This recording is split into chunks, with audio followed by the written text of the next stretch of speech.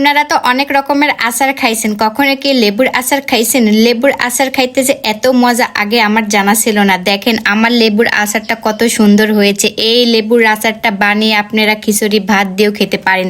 আর লেবুর আচারটা বানানো অনেক সোজা।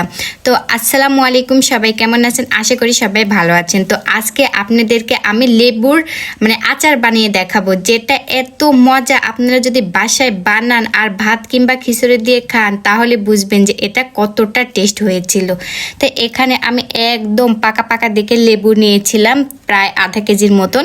তো লেবুটা আমি আগে ভালো করে ধুয়ে রাখছি। তো ধুয়ে রাখার পরে আমি কিছুটা কড়াইতে পানি গরম করতে দিয়েছিলাম। পানিটা যখন গরম হয়ে গেল তখন আমি লেবুটা দিয়ে 5 থেকে 6 মিনিট আমি এটা সিদ্ধ করে নিয়েছিলাম। তো বেশি সিদ্ধ করার দরকার নাই, হালকা সিদ্ধ করে নিলেই হবে। আর এটা সিদ্ধ করার কারণ হলো, যদি আপনি সিদ্ধ করে এই আচারটা বানান তাহলে কিন্তু তিতো থাকবে না।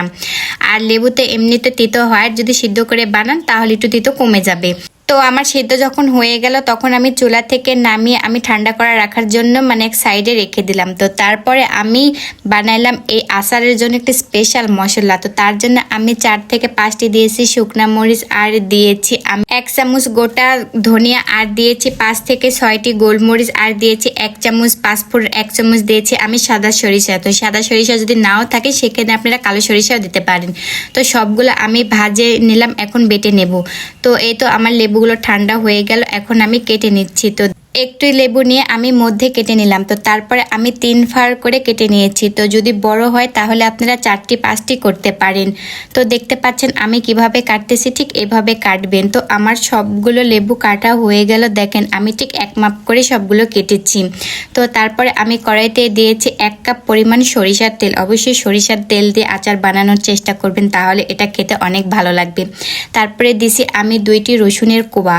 তো আমি থেতো করে রাখিনি, কারণ আমি এটা গোটা করে রাখছি, কারণ যখন ভাত দিয়ে খাবো তখন রসুনটা হলো যদি হাত দিয়ে মুথে নিয়ে গালে দিই তাহলে অনেক ভালো লাগবে। তারপরে দিয়েছি আমি 3টি শুকনো মরিচ, আর দিয়েছি আমি 1 চামচ পরিমাণ গোটা জিরা দিয়ে আমি একদম নেড়ে চেড়ে সবগুলো ভেজে নিলাম। তো ভাজা যখন হয়ে গেল তখন আমি লেবুগুলো ঢেলে নিয়ে সবগুলো একদম মিশিয়ে নিলাম তেলের সঙ্গে। তো 2 থেকে 3 মিনিট আমি আবারও লেবু ভেজে নিলাম। তো এখানে পানি দেওয়ার দরকার নাই, পানি না ছাড়াই কিন্তু এটা বানাতে হবে। তারপরে দিয়েছি আমি পরিমাণ মতন লবণ, দিয়েছি 1 চামচ মরিচের গুঁড়া, দিয়েছি 1 চামচ দিয়েছি হলুদের গুঁড়া দিয়ে এগুলো আবার আমি 2 থেকে 3 মিনিট ভেজে নিলাম। তো এখন আমি কিছুটা হলো তেঁতুল অ্যাড করব। আর যেহেতু লেবু অনেক টক হয়, তো আমি চাই আরও টেস্টের জন্য একটু তেঁতুল দিলে আসলে ভালো লাগবে। তো এখানে আমি অল্প কিছু পরিমাণ হলো তেঁতুল দিয়েছি, আবারও আমি তেঁতুলটা হলো মিশিয়ে নিলাম।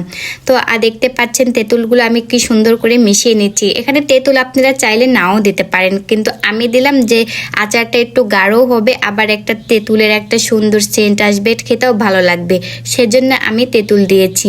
তো তেঁতুল ভালো করে মেশানোর পরে আমি দিয়েছি এখানে 1 কাপ পরিমাণ চিনি। তো চিনিটা আপনারা কম বেশি বাড়িয়ে করে দিতে পারেন। যারা হলো টক খেতে পছন্দ করেন তারা কম দিবেন, যারা বেশি খেতে পছন্দ করেন তাহলে হলো বেশি দিবেন। তো আমি 1 কাপ পরিমাণ চিনি দিয়ে আবারও সবগুলো নেড়ে নিয়েছি। তো নেড়ার পরে যে মশলা আমি ভেজে রেখে বেটে নিয়েছিলাম সেটা আমি দিয়ে দিলাম। তো দেওয়ার পরে আবারও আমি সবগুলো একদম মিশিয়ে নেব। তো আমার আচারটা কিন্তু এখনও হয়নি, কারণ আচারের কালারটা আসেনি। তো আবারও আমি একদম নেড়ে চেড়ে একদম আচারটা শুকনো করে নেব। আর যখন আচারের কালার দেখতে পারবেন যে এরকম হয়ে আসতেছে, তখন বুঝবেন যে এই আচারটা হয়ে গেছে। আর একদম যখন হলো কড়াই থেকে উঠে আসবে তখন মনে করবেন যে এই আচারটা পারফেক্টভাবে হয়েছে।